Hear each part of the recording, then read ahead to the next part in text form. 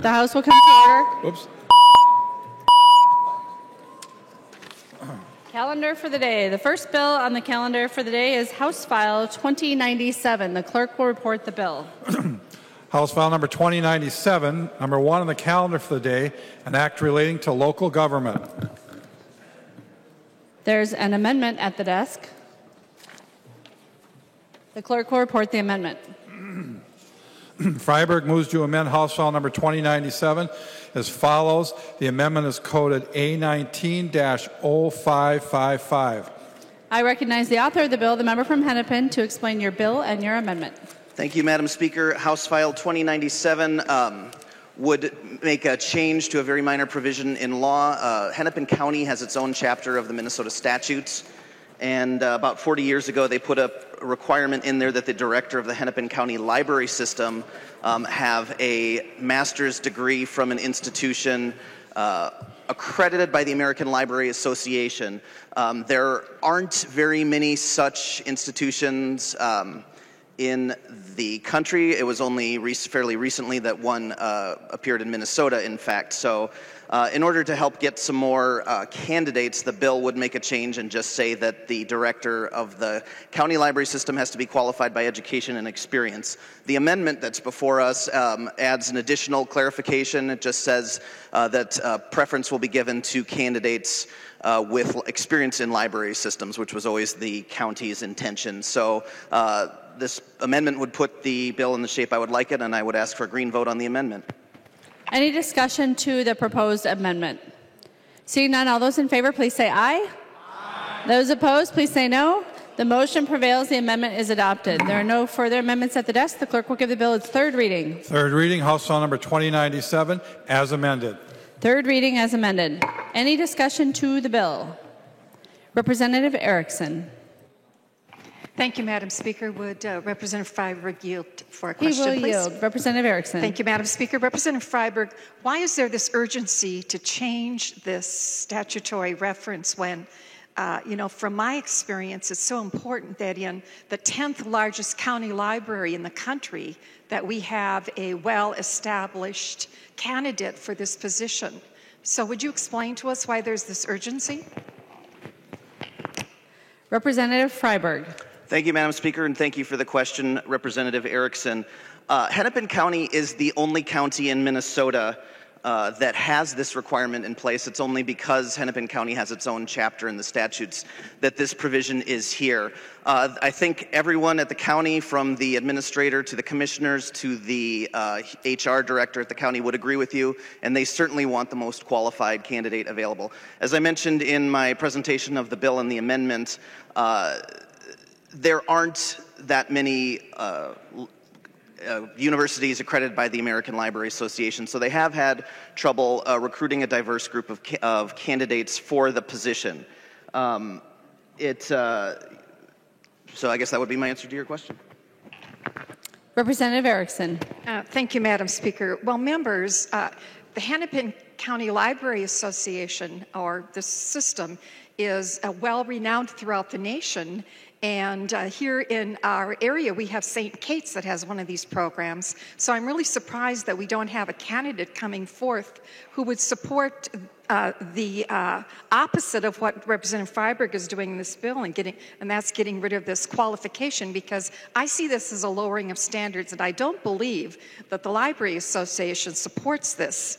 So considering that we have 41 libraries in this Hennepin County system, and some of you are from the suburbs, so you know where they are, and I have visited a lot of them because I used to, with Representative Murphy, be one of the stars in library legislation here. But there's a program at the University of Iowa. There's a program at the University of Wisconsin in both Madison and Milwaukee. There's a program at, as I said, St. Kate's, and at the University of Michigan, which are all here in the Midwest, which I would think would be bringing forth a highly qualified candidate who would fit this descriptor. So, members, I'm opposed to lowering the standards as is being done in this amended proposal, and would ask for a no vote. The member from Anoka, Representative Kunesh Padin. Thank you, Madam Chair. You might be surprised that I stand in support of this bill. I am a library media specialist myself. I am a St. Catherine's graduate. And I can tell you that at a time when I would have liked to have received a degree to be able to be an administrator of a library such as this, there were many prohibitive issues in the way. Financially, yes, St. Catherine's has this program, but again, I was already strapped with quite a bit of financial aid and wasn't able to continue on to receive this kind of a degree. At that time, I would have had to go to Illinois to get the degree that might have been cheaper. You'll notice that a lot of libraries don't have folks of color in those administrative positions. And again, I'm going to support this bill because I think what it will do will open up the opportunities for folks, even such as myself. I have a master's degree in information media, but I don't have this specific licensure. And so I, as a teacher and librarian for over 22 years, I've worked in the public libraries. I've taught classes for the libraries. I've done all kinds of different jobs in the libraries. I would not be able to apply for such a position. And so this is an opportunity to open up the opportunity for other folks, especially folks of color. And I would ask you to support this bill and Representative Freiberg's efforts. The member from Washington, Representative Jurgens. Thank you, Madam Speaker. Would Representative Freiberg yield for a quick question? He will yield. Representative Jurgens. Thank you, Madam Speaker. Representative Freiberg, the people that I've talked to have indicated that the Master of Library Science is important, but a Master of Public Administration is really critical to this type of a role. Does your bill do anything with regard to requirements for Master of Public Administration? Representative Freiberg. Thank you, Madam Speaker. Thank you, Representative Jurgens. No, the bill just says the applicants have to be qualified by experience and education, and preference is now with the amendment. It says that preference is given to candidates with experience working in libraries, and that could very well include a candidate with a master's in public administration degree. There are various master's degrees that are very available all over the country that I think somebody might have and be very well qualified for this position. It's not really a position tending to the books in the stacks. It's an administrative position. So another example of a degree that I think might be useful would be a master's in human resources. So, and I think if this bill were to go into effect, somebody with that degree would suddenly become qualified for the position as well. Representative Jurgens. Representative Robbins. Thank you, Madam Speaker. Representative Freiberg, would you yield for a question? Madam Speaker, would Representative Freiberg yield for a question? He will yield for a question, Representative Robbins. Thank you, Madam Speaker. Representative Freiberg, I agree that other master's degrees might be important, but I am also sharing Representative Erickson's concern about the lowering of standards. I wonder why you didn't just stop and say earned a degree from a graduate school and leave the graduate school requirement in, because it appears that now a graduate degree is not necessary. Representative Freiberg. Thank you, Madam Speaker. Thank you, Representative Robbins. I appreciate your co-authorship of the bill. For one thing, I thought I should mention that it is a bipartisan bill in both the House and the Senate. Regarding your question, it does say in statute that the person must be qualified by education. But I would come back to the point, I don't really feel like this belongs in statute at all. As I mentioned, Hennepin County is the only one out of 87 counties in Minnesota that has the requirements for the qualifications of the county library director spelled out in state statute. They can still post, if the county determines it wants only candidates with a master's degree, it can post that as part of the requirements. I imagine they might, although I haven't looked at that. I imagine many counties across Minnesota have that sort of requirement. I don't view this as lowering the standards. I just view this as giving control of the standards back to the local unit of government, which is in charge of managing the library system. Any further discussion to the bill? Representative Detmer. Yeah, Madam Speaker, would Representative Freiberg yield to a question? He will yield. Representative Detmer. Yeah, Representative Freiberg, I'm assuming that this position is open now for applicants. How many applicants are there right now that have applied for the position that are qualified under the educational requirements. Representative Freiberg. Thank you, Madam Speaker. Thank you, Representative Detmer. I don't actually know the answer to that question, Representative Detmer. As I said, this is a local control issue. I don't view my role as a legislator in micromanaging the county's hiring practices. I think this gives them a little more leeway in hiring the type of candidate they view as best qualified for this position. So honestly, I haven't tracked their hiring process that closely.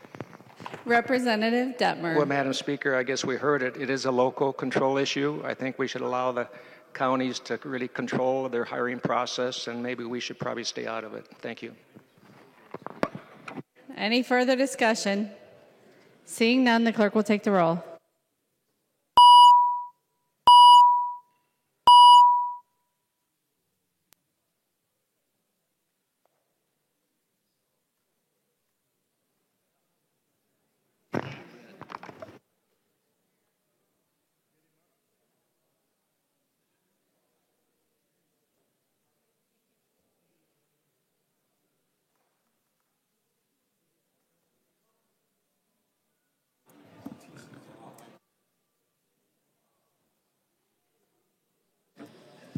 Members, please vote.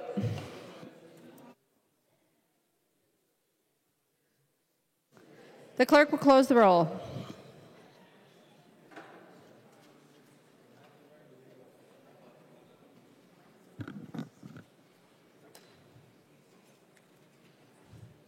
There being 81 ayes and 41 nays, the bill is passed as amended and its title agreed to. The next bill on the calendar for the day is House File 2515. The clerk will report the bill. House File number 2515, number 2 on the calendar for the day, a resolution declaring September 7th, 2019 as Great Lakes St. Lawrence Appreciation Day in Minnesota. I recognize the member from St. Louis, the author of the bill, Representative Schultz. To your bill. Thank you, Madam Chair. This is a resolution declaring September 7th as Great Lakes St. Lawrence Appreciation Day in Minnesota, encouraging all Minnesotans to learn about the importance of the Great Lakes and St. Lawrence River to the economy and the environment of Minnesota, and urging recognition of this day across the region. All of the 8 Great Lakes states and the 2 Canadian provinces are trying to pass the same day to recognize the Great Lakes. Approximately 900 vessels and 35 million short tons of cargo move through the Port of Duluth each year, making it the Great Lakes' largest tonnage port and one of the nation's top 20. The Port of Duluth Superior supports 8,000 jobs and contributes $1.4 billion in business revenue to the regional economy.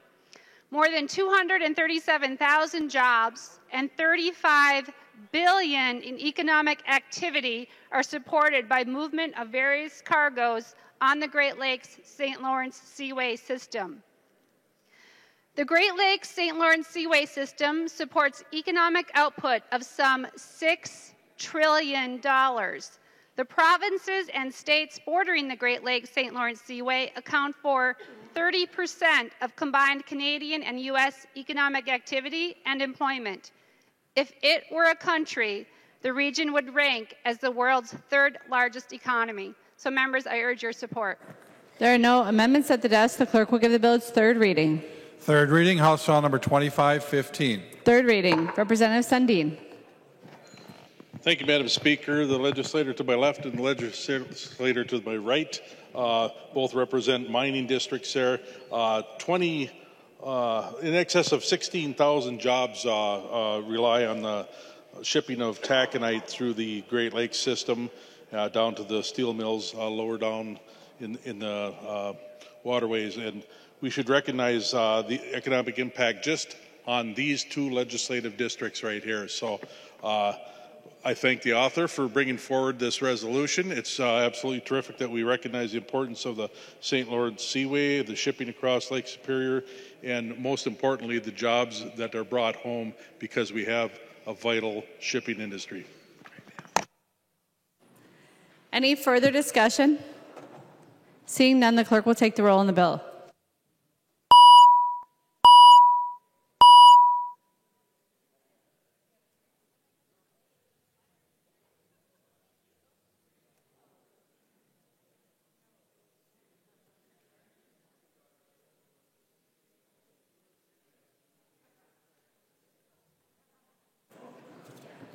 Members, please vote if you'd like to vote.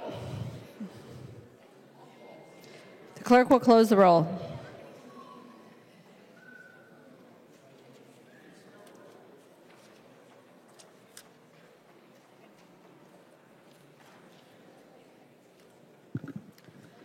There being 100 ayes and 5 nays, the bill is passed and its title agreed to. The next bill on the calendar for the day is Senate File 326. The clerk will report the bill. Senate File number 326, number 3 on the calendar for the day, an act relating to public health. Representative Zerwas, would you like to move to put the House language in? Thank you, Madam Speaker. That would be my motion. All those in favor of the Zerwas? Oh, the clerk will report the amendment. Zerwas moves to amend Senate File number 326 as follows. The amendment is coded DEA 783. All in favor of inserting the much superior House language, please say aye. Aye. Those opposed, please say no. The motion prevails. Representative Zerwas. Thank you, Madam Speaker and members. Senate File 326 modifies the requirements concerning the supervision of temporary body piercing technicians. It's a continuation on work that we began 2 years ago. The House language that was just supplemented, the Senate language in the bill will change the requirement from a 2-year supervision period before someone can be a supervisor down to 1 year, and change so that they could supervise up from 2 body piercing technicians up to 4. And that, Madam Speaker, is the gist of the bill. There are no further amendments at the desk. The clerk will give the bill its third reading. Third reading, Senate File number 326 as amended. Third reading. Discussion to the bill. Any discussion to the bill? Seeing none, the clerk will take the roll.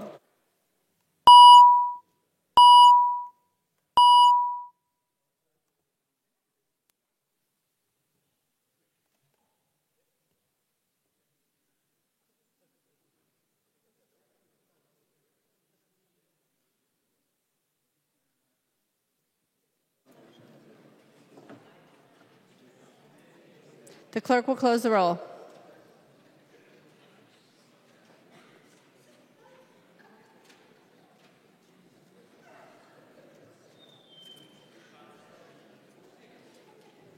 There being 116 ayes and 2 nays, the bill is passed as amended and its title agreed to.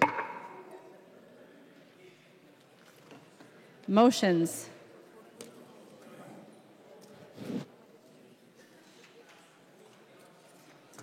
There are copies of the non-controversial motions at the House desk and online. If there is no objection, we will take action on those motions first. Hearing no objection, the motions prevail. Announcements.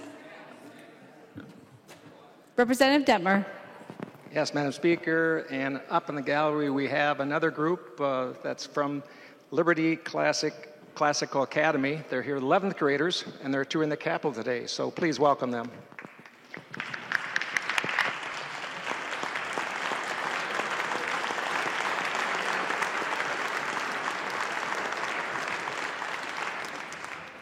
Announcements. Representative Winkler. Madam Speaker, members, change of plans. The Senate does not plan to take up any additional bills, so there will be no messages coming over for us to receive. And as a result, Madam Speaker, I move that when the House adjourns today, it adjourns until 10 a.m. Tuesday, May 14th, 2019. Representative Winkler moves that when the House adjourns today, it adjourns until 10 a.m. Tuesday, May 14th, 2019. All those in favor say aye. Those opposed say no. The motion prevails. Representative Winkler. Madam Speaker, I move that the House do now adjourn. Representative Winkler moves that the House do now adjourn. All those in favor say aye. Those opposed say no. The motion prevails and the House stands adjourned until 10 a.m. Tuesday, May 14th, 2019.